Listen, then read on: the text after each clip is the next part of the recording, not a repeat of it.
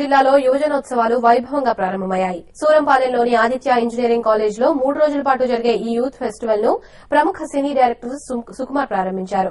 తొలి రోజు jute bags డాన్సులతో కుర్రకారు ఉర్రూతలూగించింది.